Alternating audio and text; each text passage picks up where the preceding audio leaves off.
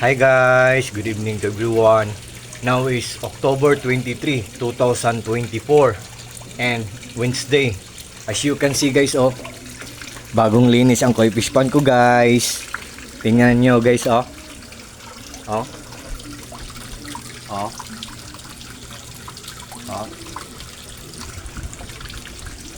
Oh. Oh. Ang ganda nila guys, no? Nilinisan ko kanina bago lang ako natapos. Kasi ang dumi-dumi nang, ang labo-labo na ng water. And guys, tingnan nyo guys, 'Di ba glass to noon? Nabasag, so pinalitan ko na lang ng fins na guys, fins na metal. Yan, pinawilding. Yan. Parang mga fins dahil dito guys, bubong lang, walang bubong, fins lang, metal na pinawilding pero walang bubong sa itaas. So ayan guys, so ang koi fish pond ko guys matatamaan ng full heat of the sun, yung init ng araw. So ang koi fish pond pag natamaan ng full heat of the sun or init ng araw, magiging green ang water, so magiging malabo ang water, pero still healthy pa rin ang water, lalo na pag may filtration system ka. So guys, tingnan nyo ang UV light ko guys, yung color violet na ilaw na nagpapalinaw ng koi fish pond ko. Tingnan nyo guys, color violet na ilaw. Yan. Yan guys, Guys, honestly guys, 4 watts lang yan. Ang tipid-tipid sa kuryente, tapos affordable pa. Nandyan sa link ko guys. At saka ipiplex ko din ang submersible pump ko, yung nagwa-waterfall sa sobrang lakas niya. Ang dami-daming bubbles na naproproduce niya. At the same time, ang dami-dami ding mabibreathe in oxygen ng mga koi fishes ko. Look at guys, look at. Tingnan natin guys, Yan. Yan guys, Yan.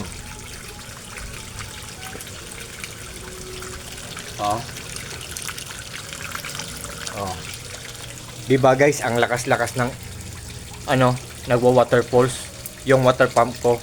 Then i-on din natin yung air pump ko guys, yung nag-i-air. Tingnan, i-on natin guys, Yon. Yon, yan guys,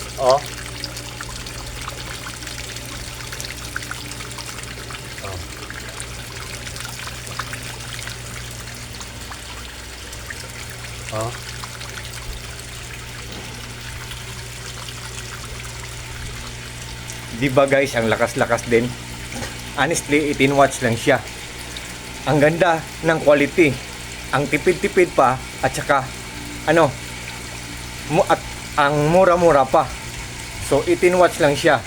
So guys, if you're interested sa mga products ko na nire-recommend ko dito sa mga links ko guys, andito ako ngayon sa koi fish pond ko guys, Yan, nagja-jacket ako kasi bagyo ngayon, di ba?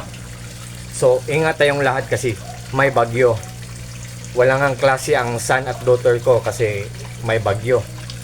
Yan guys. So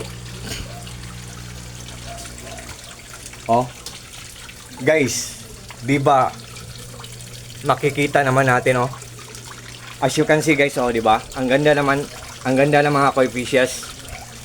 Guys, believe me or not guys, maniwala kayo or sa hindi, ang mga koi fishes ay mga stress relievers. Gradually or dahan-dahan lang kinukuha ang mga stress natin. And likewise also, fortune din sila or lucky charm din sila, nagbibigay din sila ng swerte sa atin. So, isn't it amazing? Isn't it surprising? Isn't it exciting? Di ba guys? So, tanawa guys. Pero guys, ang iba hindi naniniwala. So, it's up to you, it's your choice. Pero totoo talaga ang mga sinasabi ko guys. Whether you like it or not, you have no idea and you have no choice. So, life mo yan, ikaw lang bahala sa life mo. You're old enough and you know already what's right and what's wrong. Joke. Totoo talaga guys, nakawala talaga sila ng stress guys. Yan guys, oh.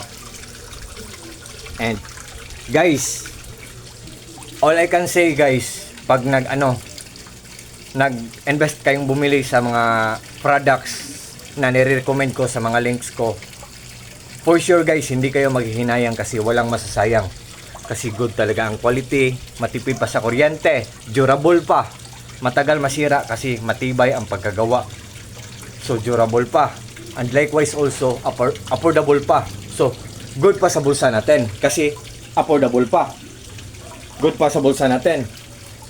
And likewise also, good pa ang health ng mga fishes natin. So saan pa kayo guys? Tingnan natin guys, oh. Yan guys, oh. Yan.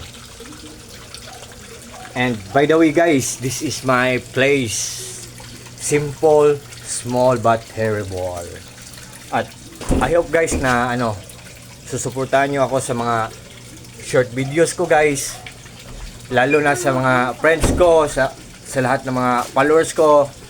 Maraming salamat po sa inyo at sa lahat ng mga taong walang sawang nagwo-watch ng mga short videos ko. And thank you po sa inyong lahat guys. At saka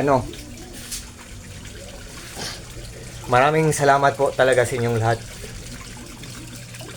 Guys, naniniwala ba kayo sa kasabihang no guts, no glory guys? Ang ibig sabihin nun guys, pag hindi nyo sinusubukan or susubukan, pag hindi nyo susubukan, hindi nyo malalaman. Who knows, not knowing. Andyan na sa harapan nyo, who knows, not knowing.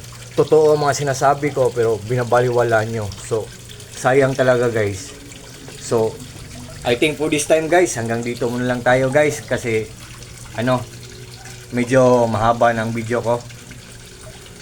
And I think for this time hanggang dito muna lang tayo at sa lahat ng mga friends ko, huwag kayong mag-alala. Isasali ko po kayo sa mga prayers ko before ako matulog, mag-pray kasi ako. And guys, bare month na, October na, so nagsimula ng Pasko, so shining, shimmering, splendid, and early Merry Christmas to the whole world or sa buong mundo or sa ating lahat guys. Take care po tayong lahat and God bless po sa ating lahat or God bless us all. That's all. Bye-bye. Good evening.